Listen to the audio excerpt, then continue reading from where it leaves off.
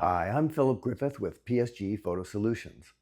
This interview was recorded in 2019 at a past photo managers conference, the first year I began interviewing my colleagues.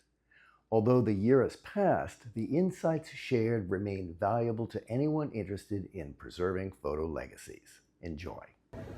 Hi, I'm here with the APO conference, our industry conference, and I'm here with Darla DeMorrow, who's in Pennsylvania. Hard work organizing. Yep, as a good colleague.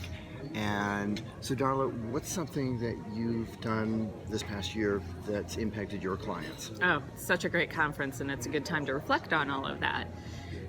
Well, two things that I can think of. One is I spent a lot of time learning more about the Apple ecosystem and the iCloud and the Apple Photos program. And as you know, everything is changing all the time. Yeah. And so taking the training and course that's offered through Apple, really delving deep and getting around all the corners and the little bits and pieces of that, and really helping my clients enjoy using it. And that is the thing. It's a lot of technical stuff, but we make it fun. We take the technical stuff away from them. And then I can also think of another client who went to Africa last fall.